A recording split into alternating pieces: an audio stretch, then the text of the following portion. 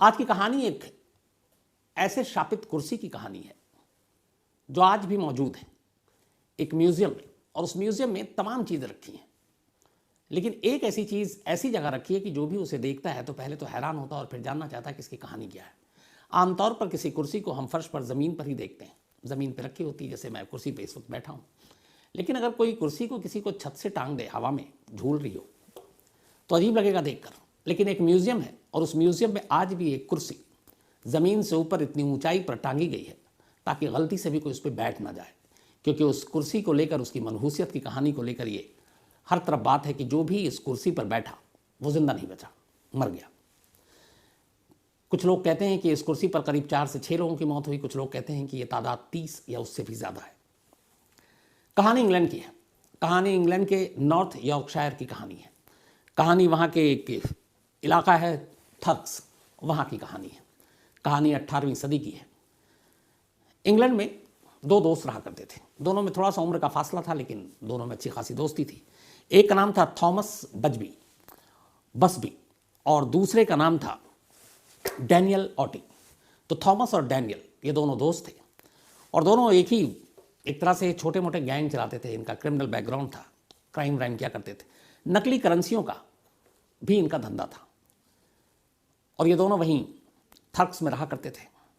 Daniel और Thomas, Daniel जो है उम्र में छोटा था, थॉमस थोड़ा बड़ा था, और दोनों का ये धंधा बहुत अच्छा चल रहा था। दोनों का गैंग बहुत अच्छा चल रहा था। इसी थर्क्स में एक बार हुआ करता था। अक्सर ये दोनों उसी बार में जाते और उस बार में जाकर ड्रिंक किया करते थे। तो दोनों की ज़िंदगी खुशहाल थी, क्राइम की दुनिया इनकी अपनी चमक रही थी। लेकिन इसी दौरान में ये पता चला कि जो डैनियल है उसकी एक बेटी है एलिजाबेथ, और एलिजाबेथ से उसका दोस्त थॉमस प्यार करता है। अब ये बात डैनियल को थोड़ी अटपटी भी लगी, लेकिन उम्र में दोनों का के गैप था, तो उसे लगा चलो कोई बात नहीं, दोस्त है और मेरी बेटी से प्यार करता है, मैं इसको जानता हूँ। तो खैर उन दोनों ने शादी कर ली। शादी के बाद भी इन दोनों की दोस्ती और बिजनेस पे कोई असर नहीं पड़ा। दोनों साथ ही बिजनेस करते, साथ ही क्राइम की दुनिया के अपने धंधे, सब कुछ चल रहा था। 1702 में ये कहानी शुरू होती है। 1702 में डैनियल और थॉमस ये दोनों उसी अपने फेवरेट बार में जाकर ड्रिंक कर रहे थे। अच्छा, उस बार में सालों से ये दोनों जाया करते थे, और वहाँ जब जाते तो जो थॉमस है, थॉमस की वहाँ पे एक फेवरेट चेयर हुआ करती थी, जिस कुर्सी पर वो बैठकर शराब पिया करता था। कई बार ऐसा होता बार में जब ये जाता और कोई दूसरा बंदा उस कुर्सी पर बैठा होता तो उसके ओनर से कहकर वो उसको उठवा देता था, और चूँकि थोड़ा गर्म मिजाज भी था, कई बार लड़ाई झगड़ा किया उसने उस कुर्सी के लिए, उठा देता और फिर उस पर बैठता। और ये बात डैनियल को भी पता थी, उसके दोस्त, कि इस बार की एक कुर्सी और उस कुर्सी के बेहद करीब है ये उसका दोस्त थॉमस। तो उसी कुर्सी पर बैठकर ये हमेशा ड्रिंक किया करता। 1702 में अब एलिजाबेथ के साथ शादी को भी काफ़ी थोड़ा वक्त हो चुका था। इस दौरान में डैनियल और थॉमस दोनों की अभी भी दोस्ती, कारोबार सब कुछ चल रहा है। लेकिन कहीं ना कहीं डैनियल को लग रहा था कि थॉमस उसकी बेटी को तंग करता है, खुश नहीं रखता है एलिजाबेथ को। तो एक दिन उसने उससे कहा कि मैं एलिजाबेथ को अपने साथ वापस ले जाऊँगा तुम्हारे घर से।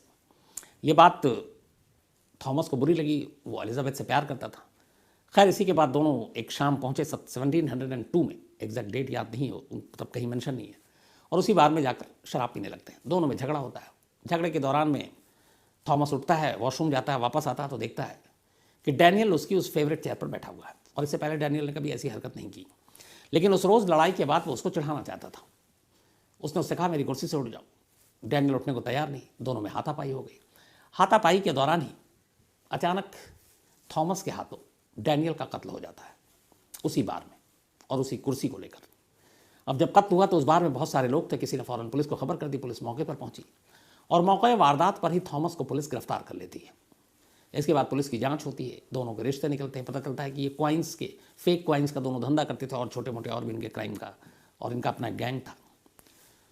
तो अपने ही ससुर डैनियल के कत्ल के इल्ज़ाम में डैनियल का दामाद और उसका दोस्त थॉमस गिरफ्तार हो चुका है। पुलिस केस तैयार करती है। इसके बाद अदालत में मुकदमे की शुरुआत होती है। अब अदालत में मुकदमे की सुनवाई शुरू होती है। तमाम गवाहों सबूतों को देखने के बाद अदालत थॉमस को सजाए मौत सुनाती है, और उस वक्त 1702 में हुआ था और 3 में फैसला आया। कहा गया कि फांसी देकर थॉमस की जान ली जाए। तो सजाए मौत, फांसी की सज़ा दी गई। अब तारीख तय हो गई। ऊपरी अदालत और बाकी जगह पे भी वो गया, लेकिन हर जगह पे उसकी मौत की सज़ा बरकरार रही। अब फांसी की तारीख करीब आ गई, अगले दिन फांसी होनी है। उससे पहले वहाँ पे एक कानून, एक दस्तूर है कि मरने वाले से उसकी आखिरी ख्वाहिश पूछी जाती है। थॉमस से भी पूछा गया कि तुम्हारी कोई आखिरी ख्वाहिश है तो बताओ। थॉमस ने हैरान कर दिया सामने खड़े पुलिस वालों को। उसने कहा मेरी एक ही ख्वाहिश है, मैं मरने से पहले उसी बार में जाना चाहता हूँ, उसी थर्क्स बार में, और मैं उसी कुर्सी पर बैठकर लास्ट ड्रिंक लेना चाहता हूँ।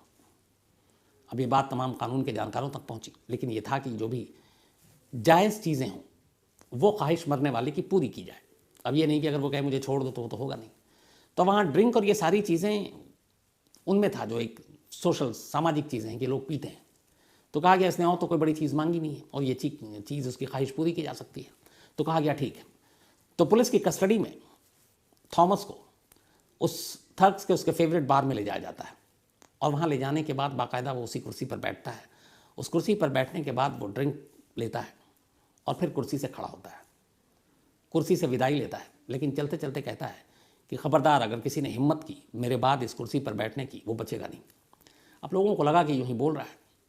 इतना कहकर वो पुलिस के साथ वापस आता है। नेक्स्ट डे तय वक्त पर थॉमस को फांसी दे दी जाती है। अब उसकी मौत हो गई। अब उसने ये जो बात कही इसने किसी ने ध्यान भी नहीं दिया, बात आई गई हो गई। अब थोड़ा वक्त बीता। कुछ वक्त बीतने के बाद इधर ये हुआ कि जब ये सारी चीज़ें हुई उस वक्त लोगों को ये बात भी पता चली कि इस बार में कत्ल हुआ है डैनियल का और उसके एक दोस्त ने किया है। तो फिर जो नया मालिक था उस पब, उस बार का, उसने उस बार का नाम ही रख दिया बसबी स्टूप इन, इस बार का। तो अब थॉमस बसबी, जिसको फांसी हुई, जिसने अपने ससुर का कत्ल किया, उसी के नाम पर उसने ये बार रख दिया। और फिर ये धीरे धीरे कहानियाँ आने लगी कि उसने जाने से पहले ऐसे ऐसे धमकी दी थी, फिर लेकिन उसकी फेवरेट कुर्सी की भी कहानी उस वक्त तक सुनाई जाने लगी। और लोगों को जो भी बार में आता तो बताया जाता कि देखो एक कुर्सी है, इस कुर्सी के लिए एक झगड़ा हुआ, झगड़े में एक दामाद ने अपने ससुर का कत्ल किया। तो ये बात लोगों को बड़ी इंटरेस्टिंग लगती, सुनते, मुस्कुराते, पीते चले जाते। तब तक सब कुछ ठीक था। लेकिन धीरे धीरे वक्त बीतता है। चिमनी साफ करने वाला एक कर्मचारी इस बार में पहुंचता है। वो पहला शिकार था। बार में पहुंचने के बाद वो अपना सफाई वफाई करता है। चूँकि जब सफाई का काम, ये सारी चीज़ें चल रही हैं, तो बार में उस वक्त लोग नहीं हैं। वो सारी सफाई करने के बाद थक जाता है। उसे कुछ उस वक्त तक याद है नहीं। वो नीचे उतरता है, चारों तरफ सफाई करने के बाद अनजाने में उस कुर्सी पर जा बैठता है जो कुर्सी थॉमस की थी। बैठने के बाद अचानक कुछ लोगों की नज़र पड़ती है बार के बाकी स्टाफ की। वो हैरान हो जाते हैं, अच्छा वो कुर्सी अभी भी वहीं है, लेकिन उस कुर्सी को बार के नए मालिक ने एक शो पीस की तरह रखा हुआ था और उस पर बैठने की इजाज़त किसी को नहीं होती थी, क्योंकि उस कुर्सी की कहानियाँ सुना सुना कर लोगों को बार में बुलाया जाता था। अब जब देखा कि ये बैठ गया और वो बातें उसकी थी कि इस कुर्सी पे जो भी बैठेगा, थॉमस ने कहा था, तो वो मारा जाएगा। तो अचानक लोग बदहवास आते हैं, कहते हैं भैया इस कुर्सी से उठ जाए, ये कुर्सी शापित है, इस पर शाप दे रखा है इसने। तो हंसता हुआ उड़ जाता है और चला जाता है। अगले दिन सुबह उसकी लाश उसी बार से थोड़ी दूर पर सड़क किनारे पड़ी मिलती है। अब जब ये बात पता चली कि एक चिमनी साफ करने वाला कर्मचारी कुर्सी पर बैठा और उसकी लाश अगले दिन मिली, वो भी रहस्यमयी हालत में, तो सब घबरा गए। बार के ओनर को अब लगा कि जो थॉमस ने कहा था ये उसी का श्राप है। फिर भी उसने कहा कि हो सकता है वाकई कोई एक्सीडेंट हुआ हो। लेकिन इसके बाद फिर अचानक एक के बाद एक ऐसे हादसे होते हैं कि कुछ लोग अनजाने में उस कुर्सी पर बैठते हैं और मारे जाते हैं। उसमें थे 2 पायलट थे वहाँ के, रॉयल एयरफोर्स। वो आते हैं और उस बार में बैठते हैं, किसी का ध्यान नहीं जाता और उसी कुर्सी पर बैठ जाते हैं। दोनों जो पायलट थे बाद में वो फिर जंग में जाते हैं, दोनों लौट कर नहीं आते हैं, मारे जाते हैं।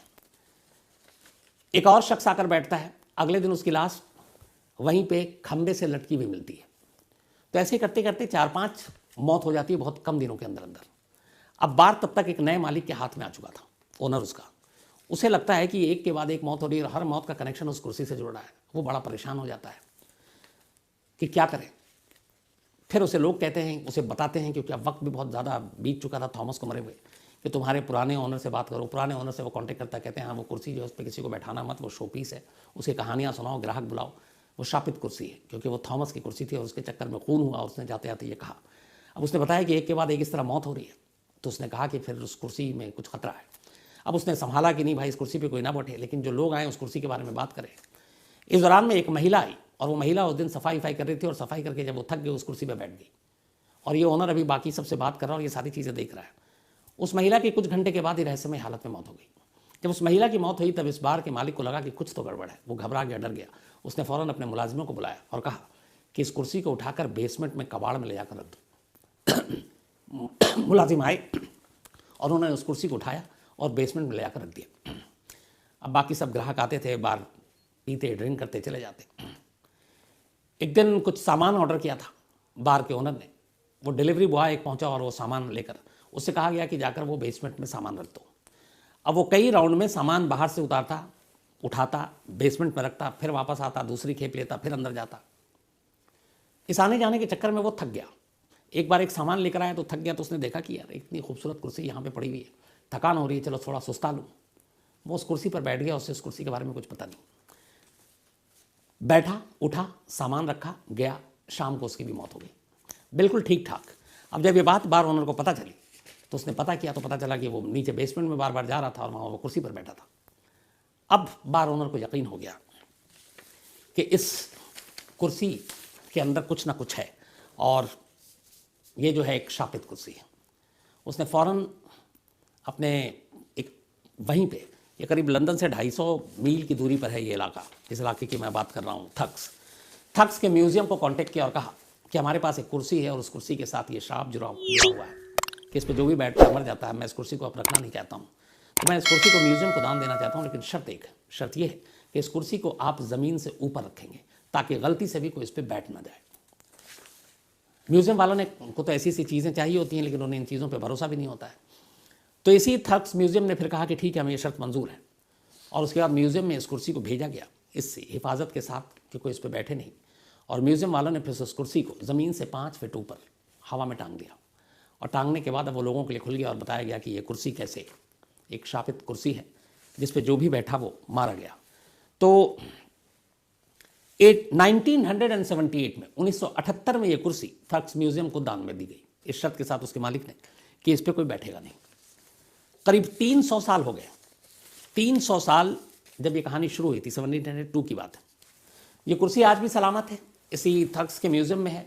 लंदन से 250 माइल्स की दूरी पर है। बहुत सारे हमारे क्राइम तक फैमिली मेम्बर वहाँ पे रहते भी हैं, तो वो बेहतर और जाकर एक बार पता भी कर सकते हैं। मैंने लेकिन पता किया, उन्होंने कहा है।